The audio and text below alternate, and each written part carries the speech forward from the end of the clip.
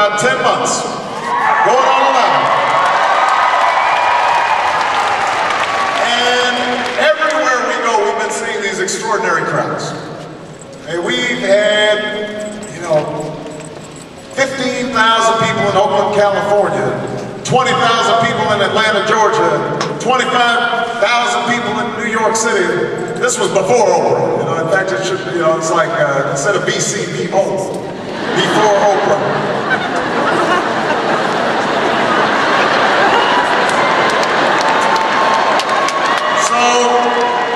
So we've had some big crowds.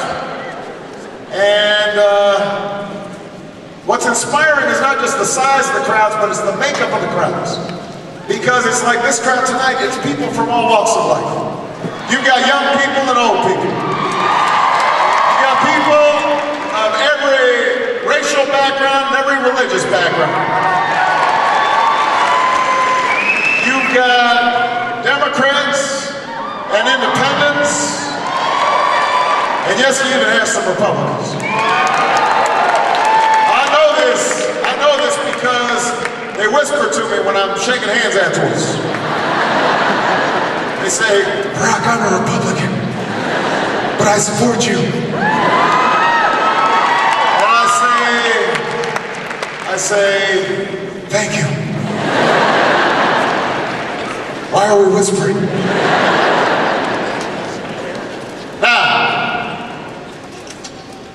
there are a lot of reasons why people are turning out at these rallies, but part of the reason is people recognize that next year they're going to be going into the voting booth and selecting the next president of the United States of America, and that's a very important decision. And what they also know is that the name George W. Bush will not be on the ballot.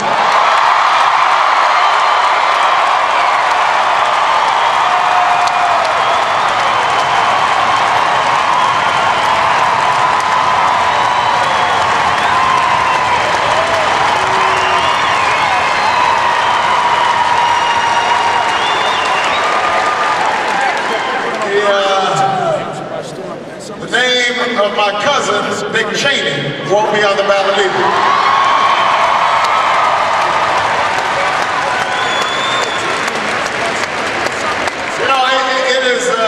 It's really embarrassing to be related to Dick Cheney.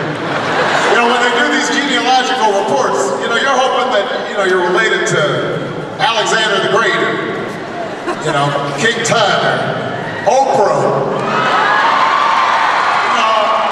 Find out that Dick Cheney's somewhere in your past.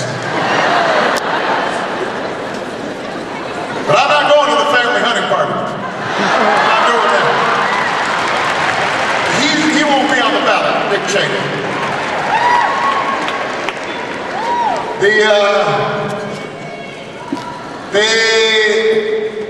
The era of Scooter Libby justice and Brownie incompetence and Karl Rove politics will finally be over next year.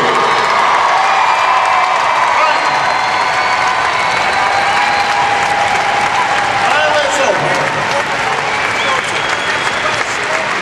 But here's the thing, when you walk into the voting booth on January 8th to choose the Democratic nominee, and then when you go next year, in November, to select the next president of the United States, there's another question you're going to have to ask, because you don't want to just be against something. Being against something, being against Bush, being against Cheney, that's easy. The question is, what are we for?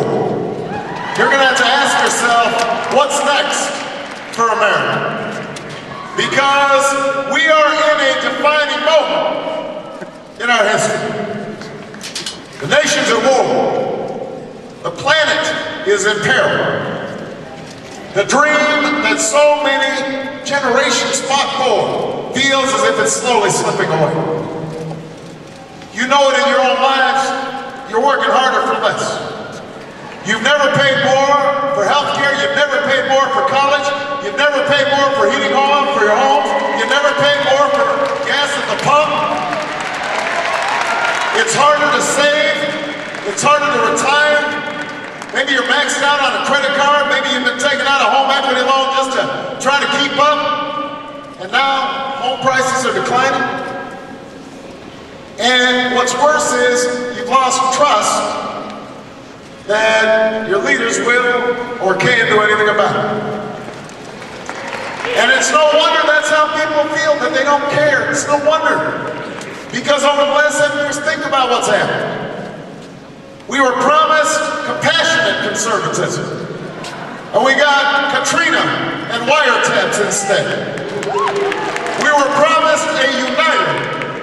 And instead, we got a president who couldn't even lead the half of the country that voted for him. We were promised a more ethical and more efficient Washington. And instead, we've got a Washington that is more wasteful and more corrupt than it was before. And the only mission that was ever